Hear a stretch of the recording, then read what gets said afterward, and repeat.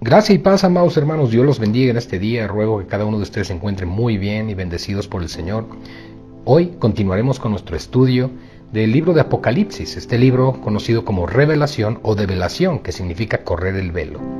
Y lo haremos con el capítulo 17, en la sección Las cosas que sucederán después de estas. Es aquí donde encontramos la gran ramera y su condenación. Y conviene recordar, hermanos, antes que nada, que los sucesos referidos entre los capítulos 6 y 18 no siempre guardan un orden cronológico. Hay que entender que lo que el ángel que tenía una de las 7 copas de la ira en el 16.1 le dice a Juan en los capítulos 17 y 18, pues prácticamente lo que le dijo no se cumple al final del capítulo 16, como pudiera parecer, sino mucho antes, en el periodo de los 7 años finales. La destrucción de la gran ramera se producirá en algún momento entre el inicio y el auge del gobierno de la bestia anticristo, junto con sus 10 mandatarios, como se verá. Ahora bien, ¿quién o qué es esa gran ramera? La religión ritualista es el esfuerzo humano inspirado por Satanás para pretender llegar a Dios. La religión ritualista es el engaño del maligno con el cual el hombre pretende congraciarse con un ser superior con su sola justicia. Poco después del diluvio universal, después de que los hombres empezaran de nuevo a multiplicarse sobre la tierra, paulatinamente fueron manifestando más y más su naturaleza pecaminosa. Satanás conoce la profecía bíblica, intuía que un día Dios tomaría forma de carne y que nacería de una virgen en esta tierra, también que moriría en una cruz, porque Jesús vino a buscar y a salvar a la humanidad de la perdición eterna y el infierno, creado para el diablo y sus demonios. El diablo odia a Jesús y siempre ha deseado destruir la obra de Dios, el Evangelio. Por esto, astutamente estableció su propio Cristo, otro Evangelio y otro Espíritu para confundir y engañar a la humanidad. El enemigo de nuestras almas decidió desarrollar un sistema religioso oculto que controlaría el mundo, un sistema en el que la gente podría creer, matar por él y hasta morir por él. El hombre es un ser espiritual. Satanás se ha aprovechado de ello y desde el tiempo de la construcción de la Torre de Babel de Génesis 11, después del diluvio, ha estado enseñando al hombre a cómo llegar a Dios a través de las diferentes religiones. Pero el hombre no puede llegar a Dios porque es un ser caído. La religión le ha servido siempre al maligno para atar al hombre a sí mismo, mediante un ideal imposible de alcanzar, llegar a Dios. Desde Génesis capítulo 11, el hombre sin Dios intenta llegar a Dios inventando toda una serie de rituales, tradiciones, mandamientos y liturgias. La gran ramera resume el ejemplo de todas las religiones inútiles, encabezadas por la única de ellas que es mayoritaria, que osa llamarse a sí misma la única y verdadera iglesia de Jesucristo, y que no hay salvación fuera de ella. Esto es el catolicismo romano y su papado. No podemos negar ni esconder de la vista el hecho de que sin duda alguna la Iglesia Católica es la falsa iglesia de Jesucristo por antonomasia. Respecto a la afirmación que se asegura que no hay salvación fuera de esa institución, el Concilio Ecuménico Vaticano II sentenció así al respecto, y daré lectura. Este santo concilio enseña que la Iglesia Católica es necesaria para la salvación. Por tanto, no podrían ser salvos los que, sabiendo que la Iglesia Católica fue fundada como necesaria por Dios mediante Cristo, rehusaran o entrar en ella o permanecer en ella. Qué fuerte, ¿verdad?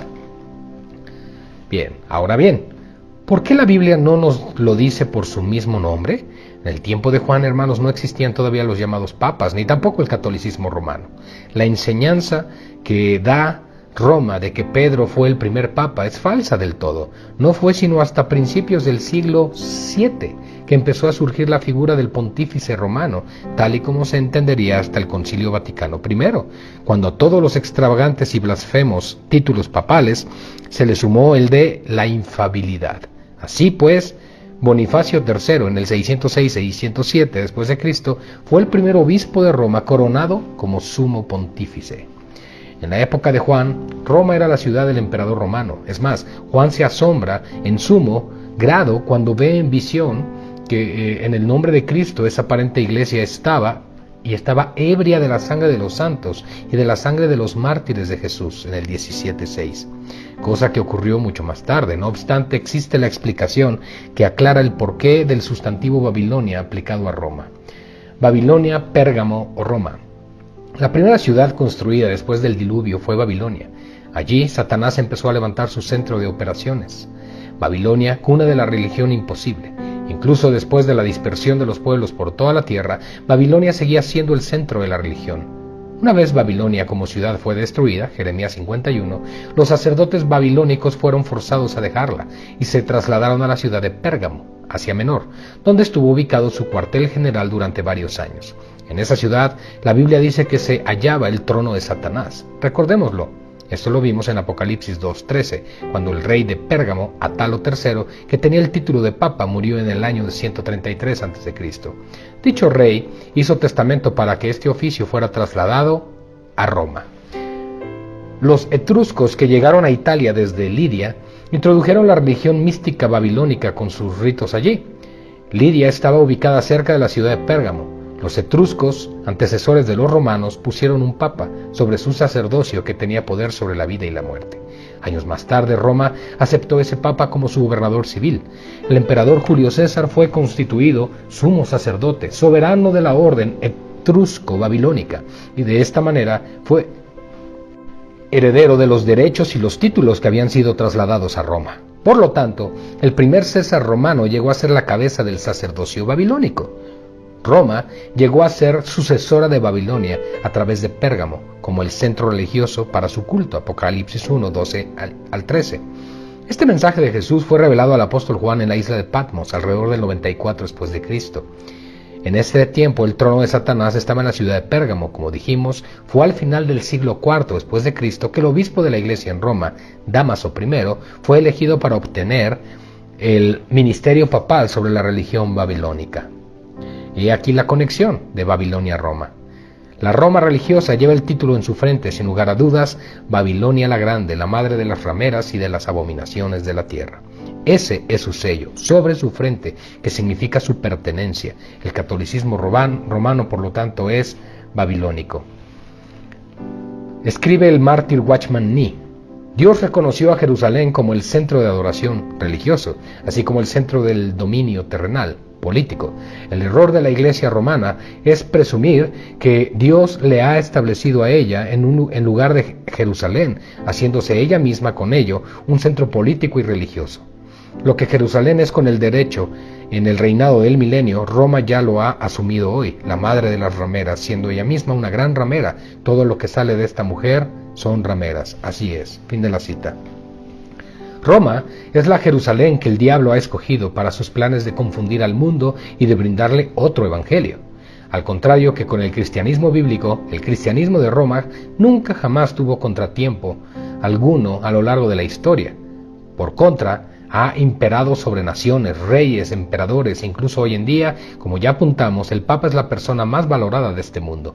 El catolicismo romano es un sincretismo formado por diversas creencias. Sería una mezcla de judaísmo, paganismo, filosofía platónica, aristotélica, etc. Idolatría y suficiente cristianismo aparente para que parezca respetable. Nota: la Plaza del Vaticano tiene forma de aparato reproductor femenino, con el falo obelisco en el centro, que representa el órgano sexual masculino. Es una estampa que refleja sin dudas la actividad de la falsa iglesia de Cristo, lo que es y hace la ramera. Ahora bien, el poder temporal romano. Una de las dos pretendidas columnas sobre las cuales se basa la Roma religiosa es la llamada poder temporal. Esa es la base del papado. Sin ella, los papas no habrían tenido sentido. El poder temporal no es sino poder económico, político y militar. El poder temporal del papado significa que el papa debe controlar a través de su religión a toda persona y sus propiedades. Los papas siempre se han basado en el poder de este mundo. El Vaticano siempre ha estado obsesionado con las empresas y el poder de este mundo, y la historia lo certifica así. Cristo dijo a sus discípulos: si fuerais del mundo, el mundo amaría lo suyo, pero porque no sois del mundo, antes yo os seré aquí del mundo. Juan 15:9. La iglesia papista sí es de este mundo. El poder temporal, poder que ningún apóstol ni discípulo verdaderos de Jesucristo tenía ni tiene, la codicia, la Roma religiosa. La razón, porque ella sí es de este mundo. La Iglesia de Roma es la fuerza financiera, acumuladora de fortuna y propietaria de bienes más grande que existe. Es la más grande poseedora de riquezas materiales que se puedan imaginar, más que cualquier corporación, banco, fideicomiso gigante, estado o gobierno del mundo entero. El Papa, como dirigente visible de esta sorprendente máquina de hacer riqueza, es consecuentemente el individuo más acaudalado de este siglo. Nadie puede realmente calcular cuánto vale en términos de billones de dólares, hermanos. Implícitamente, esto nos habla de expropiación y saqueo. Por cierto, hablando del papado, incluso un autor clásico como Navarro de Palencia, en su Historia del Papado, expresa con mucha claridad lo siguiente. San Pablo, tan cuidadoso al enumerar las jerarquías y los oficios de la Iglesia cristiana en su periodo de formación, menciona y habla de apóstoles, profetas, evangelistas, doctores, pastores, sin hacer la más pequeña referencia a la denominación del pontificado, institución gentílica de politeísmo romano, que copiando la jurisdicción máxima del pontífex de esta última religión, pretende figurar a la cabeza y como jefe de todos los citados oficios y jerarquías. El papado ha sido el instrumento de engaño del enemigo para, en el nombre de Cristo, hacer dinero y levantar poder, y que millones de almas condenadas hayan caído y caigan bajo sus afiladas garras. No es de extrañar que el juicio que ha de venir sobre esa institución y los que obstinadamente se aferran a ella sea sin precedentes. En este capítulo, hermanos, nos tomaremos la libertad de ampliar bastante el comentario, cuando así lo veamos pertinente, dada la importancia de los asuntos a tratar. Versos 1 al 7, la gran ramera. Versículo 1, hermanos. Vino entonces uno de los 7 ángeles que tenían las 7 copas y habló conmigo. Uno de los 7 ángeles portadores de la copa de la ira le va a comunicar algo a Juan. ¿Por qué ha de ser justamente uno de los que llevan las copas? Porque es evidente de que el mensaje que va a dar, por dicho el ángel, tiene que ver con el juicio de Dios. La referencia a estos ángeles portadores de las copas de la ira conecta con los capítulos 17 y 18, a los juicios de las copas del capítulo 16, que se extienden hasta la segunda venida de Cristo. Ven acá y te mostraré la sentencia contra la gran ramera. Anticipadamente el ángel le va a mostrar la sentencia de condenación contra la gran ramera. Nótese aquí que esa mujer, representada por una mujer, no es adúltera, sino fornicaria, porque es ramera.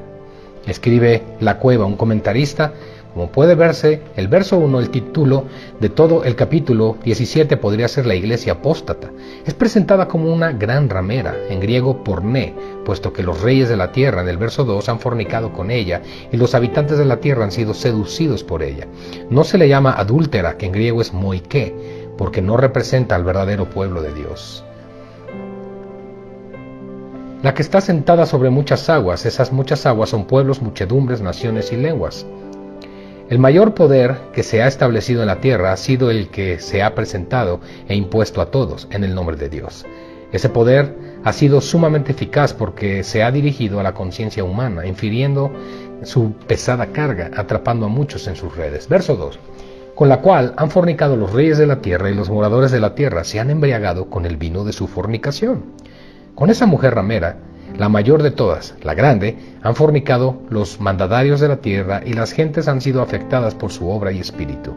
Esto nos habla de un proceso histórico, no solo de un acto puntual, sino de todo un proceder a lo largo de la historia. ¿Ha existido tal cosa? La respuesta es sí. No se podría entender la historia de después de Cristo si se obviara este hecho continuo. Aquí nos está hablando Juan de un sistema religioso muy poderoso que iba a implicar la subyugación de las sociedades, allí donde su presencia estuviera establecida. No hay manera más poderosa que engañar con lo que más se parece a la verdad y en el nombre de la verdad. Ese sistema religioso iba a usar desembarazadamente el nombre de Jesucristo para sus propios fines, como se ha hecho a lo largo de más de 1500 años. El sistema religioso y de poder con el que más se ha relacionado impúdicamente el poder secular, es decir, reyes, mandatarios, etc. Es decir, ha mantenido relaciones ilícitas ante Dios y ha sido y sigue siendo la institución aludida más que cualquier otra, ya que todos sus desmanes se han hecho en el nombre de Cristo. En el nombre de Dios se ha hecho la voluntad de los poderosos por encima de Dios. Verso 3. Y me llevó en el espíritu al desierto, y vi a una mujer sentada sobre una bestia escarlata, llena de nombres de blasfemia, que tenía 7 cabezas y 10 cuernos. El ángel traslada a Juan a un lugar concreto. Es el desierto. Tiene el desierto el sentido de esterilidad, carencia de vida, muerte. Ese desierto representa la muerte espiritual de los hombres, presos por la gran ramera. Allí ve en visión una mujer. A la verdadera iglesia de Jesucristo se le presenta también como a una mujer, solo que es una mujer virgen y pura, la desposada de Jesucristo. Esta no es así, esta es ramera y lujuriosa, la perteneciente a este mundo, porque se presenta como si fuera de Cristo. Lo primero que le llama la atención a Juan es el hecho de que esa mujer no está sola, sino que con ella hay una bestia. Pero no está al lado de ella, sino que ella monta a esa bestia. La mujer que está viendo está sentada, esta vez no solo sobre muchas aguas, sino sobre una bestia.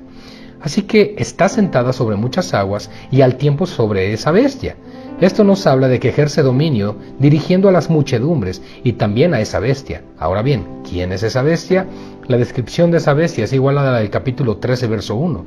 Esa bestia es el anticristo, por lo tanto, la mujer en cuestión cabalga sobre el anticristo. Así pues, ¿ejerce dominio sobre las gentes y sobre el anticristo también? Por un tiempo sí, como veremos, hasta que la bestia anticristo tome su lugar de predominancia en el mundo junto con sus 10 mandatarios. Más adelante, se mostrará como una persona muy religiosa y acatadora de los ritos, liturgias y tradiciones. Esta ha sido la característica de todos los mandatarios europeos desde el surgimiento del papado. Versículo 4. Y la mujer estaba vestida de púrpura y escarlata, y adornada de oro, de piedras preciosas y de perlas, y tenía en la mano un cáliz de oro lleno de abominaciones y de la inmundicia de su fornicación. Púrpura y escarlata son los colores que definen a la jerarquía romana y que vienen del tiempo de los Césares. Respecto a estas cosas, amados hermanos, el comentarista La Cueva también menciona: el modo como la mujer va vestida y aderezada coincide de modo sorprendente con la pompa ostentosa de los altos dignatarios de las iglesias oficiales, no solo de Roma, sino también la llamada ortodoxa y, aunque en un menor grado, de la iglesia anglicana, tanto más alta. La púrpura cardenalacia es ya una frase proverbial. Lo mismo puede decirse del aderezo de oro, peras y piedras preciosas que con tiaras, mitras y pectorales han estado cubiertos, en especial hasta el Concilio Vaticano II. Fin de la cita. Hermanos, así que aquí la palabra nos está diciendo que esta mujer que encarna la religión pseudo-cristiana por excelencia maneja 2 poderes: la autoridad no solo sobre los pueblos, sino sobre los dirigentes políticos y militares, porque va vestida de los colores tradicionales, púrpura y escarlata, de los césares de la antigua Roma, y el dinero, fruto de acumular incontables tesoros, oro, piedras preciosas, perlas. Tenía en la mano un cáliz de oro lleno de abominaciones y de la inmundicia de su fornicación. Lo que contiene ese cáliz para dar a los poderes civiles y también al pueblo siempre ha sido abominaciones y fornicación espiritual, ritos paganos, idolatría, mentira, falsedades, espiritismo, rezo a los muertos, por ejemplo, mezcla de cristianismo e idolatría, sincretismo vario, fábulas, Guadalupe en México, filosofía humanista, transacciones políticas y económicas con los reyes y emperadores, contubernios, guerras, asesinatos, muertes de herejes, pactos con inicuos, simonías, adulterios, herejías, engaños, hipocresías, neopotismo, falsedades, doctrinas de demonios, deificación de un hombre, es decir, la doctrina de la infabilidad, etcétera, etcétera, etcétera. Dice la palabra en Romanos 1:18, porque la ira de Dios se revela desde el cielo contra toda impiedad e injusticia de los hombres que detienen con injusticia la verdad. Ninguna, como la falsa iglesia de Cristo, ha detenido tanto con injusticia la verdad, llamándose a sí misma baluarte de la verdad. Ni lo es, ni lo ha sido, ni lo será, y desde que existe no ha dejado de intentar impedir que la verdad llegara a las gentes sobre las cuales ha estado sentada durante siglos. Por tanto, y como veremos, la ira de Dios caerá implacable sobre esa abominable institución.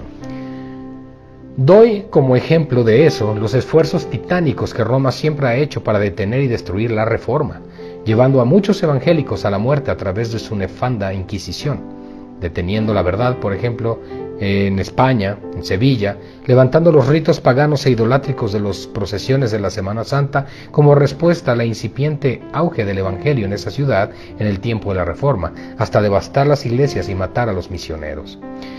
El mismo espíritu del Imperio Romano es el que lleva en la sangre esa mujer ramera, Roma vincit, y esto es porque cabalga con la fuerza del poder político-militar.